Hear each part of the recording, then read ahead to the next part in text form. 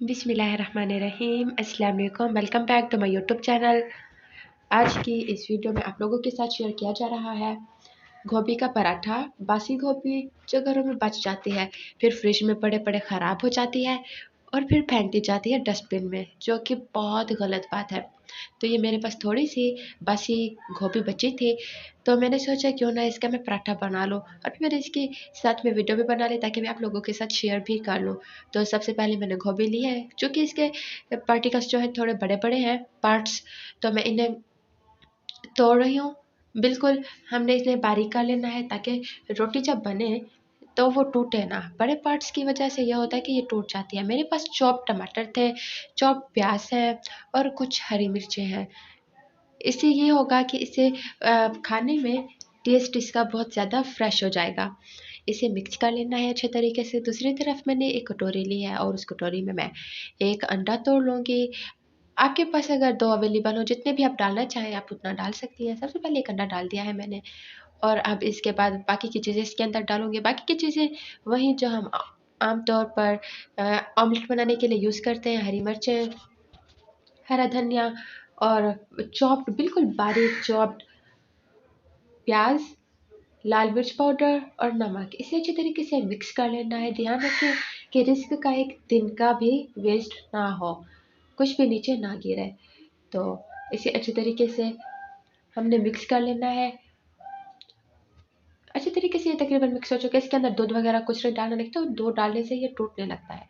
दूसरी तरफ ये एक तवा है, इसके ऊपर मैंने एक गेहूं के आटे वाली रोटी बेल के डाल दी है। तवे के ऊपर डालने के बाद जब लाइट लाइट से ये कलर आप देख सकते हैं हो रहा है, इस टाइम पर हमने इसके अंदर कैबेज रख लेनी है और इसे फैला लेना है अच्छे तरीके से सारी रोटी के ऊपर। अच्छा, कैबेज में फैला चुकी हूँ सारी रोटी के ऊपर। अब अगेन इसके ऊपर मैं दूसरी रोटी फैलाकर इसके ऊपर डाल दूंगी और इसकी सारी साइड्स को मैं चिपका लूंगी। ये साइड्स मैंने चिपका ली है ताकि बाद में ये खुले ना। कोशिश कीजिएगा इस रोटी को बनाते वक्त जो आटा हो वो ज़रा सा सख्त होना चाहिए, और अगर मैदा यूज़ करें तो वो ज़्यादा बेस्ट रहेगा गेहूं के आटे से। क्योंकि इस रोटी को बनाते वक्त, पराठे को बनाते वक्त मुझे थोड़ी सी प्रॉब्लम हुई थी, ये थोड़ा सा टूट गया था। तो अब थोड़ा सा घी डाला है मैंने साइड्स पे।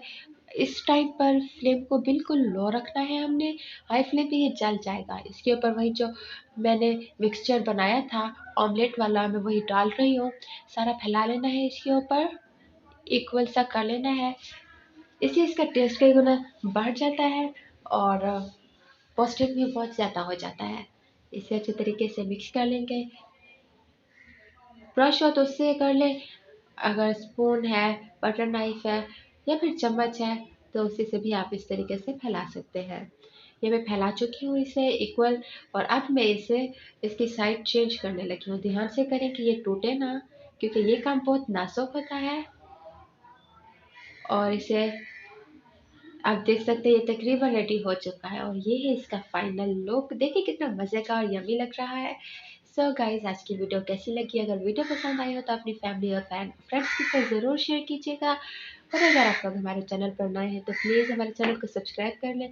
साथ ही बेल के आइकन को ज़रूर प्रेस करने से ये होगा कि हमारी हर नई आने वाली वीडियो का नोटिफिकेशन सबसे पहले आप लोगों को मिलेगा। तो डियर फ्रेंड्स, बहुत जल्द मिलेंगे एक नई वीडियो के साथ, एक नई रेसिपी के साथ। तब तक अपना ख्याल रखिएगा, दुआ में याद रखिएगा। अल्लाह हाफिज़।